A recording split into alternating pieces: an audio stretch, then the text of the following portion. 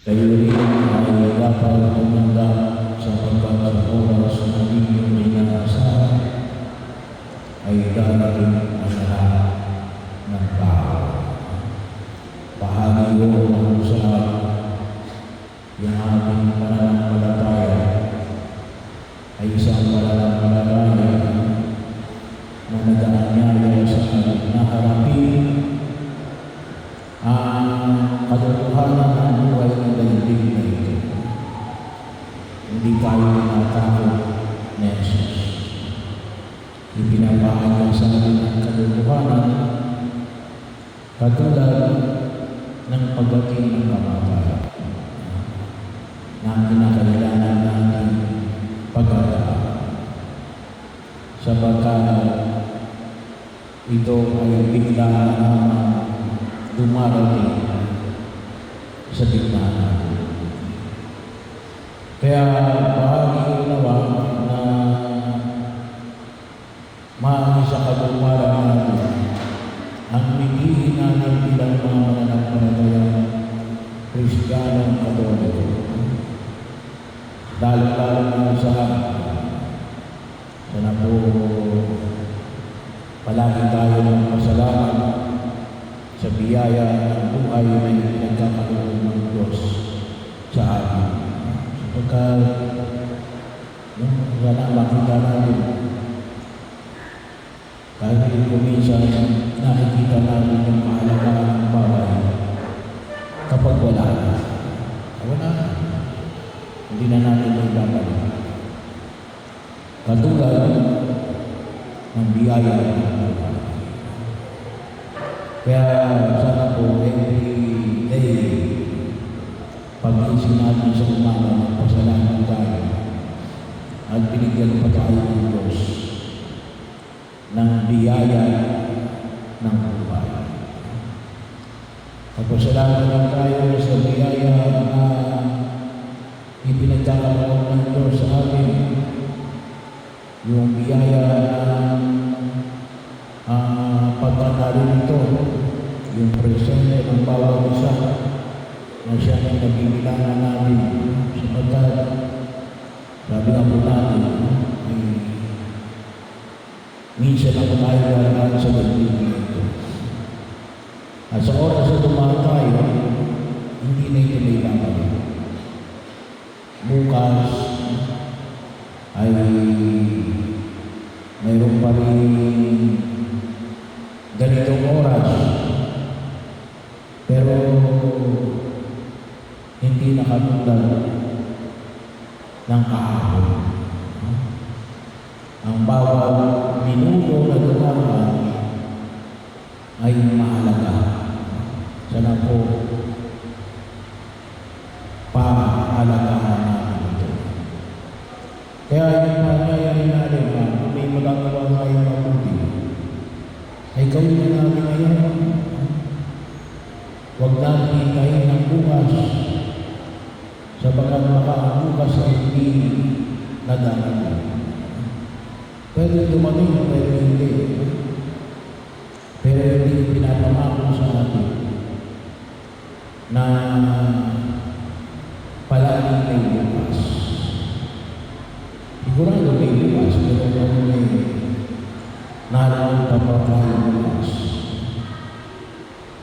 Kaya sana po pangalagaan natin ang bawat panahon na ipinagkakaroon sa ating mga pagkakaroon. Kaya yung paanyaya na pinamamagin sa ating mga kapakanan, kung may magagawa tayo ngayon, gawin na kaagad natin ngayon habang may lakas pa tayo sa pagkilos natin sa daigdig na ito. At idulugin natin sa lapat ng mga kapakanan na nawa makita natin na natin pananampalataya ay isang pananampalataya natin na sana mapahalagaan din natin yung paanyaya na sabi na natin, na gawin natin na higit sa natin makatulong tayo sa pag-ibig ng Diyos at sa kapwa.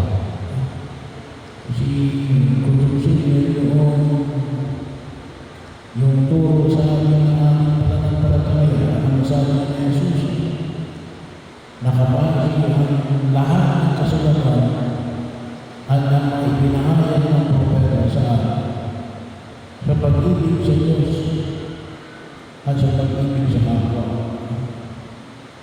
Kaya gamitin natin yung panahon na ito na makatulong tayo sa utos na yan. Kung isa na utos yung oras natin sa hinanakit,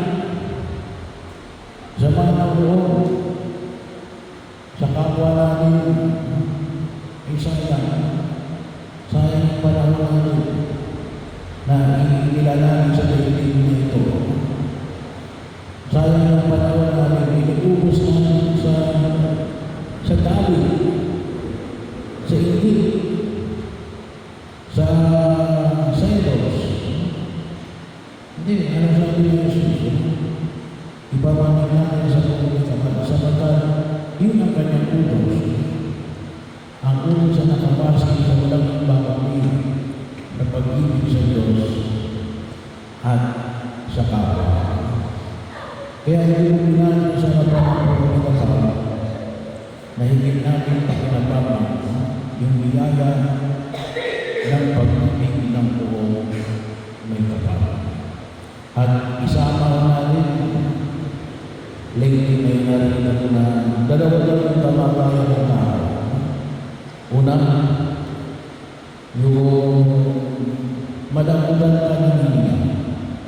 Pangalawa, yung alin, wala nang nakaalala sa iyo. Kaya, every Sunday, ay ipagdasal ninyo si Benedicto at ang lahat ng inyong mga mahal sa buhay. No? Sapagkat kuminsan ay bahagi yun na pinaalala sa atin natin na tayo pagkatapos ng kamatayan ay makakasama na Diyos sa kanyang kahabayan. At sa mga kalimutan na ipagdasal si Benedicto sa harapan ng Diyos, sa pagkasigurado si Benedicto ipagdasal sa harapan ng puno.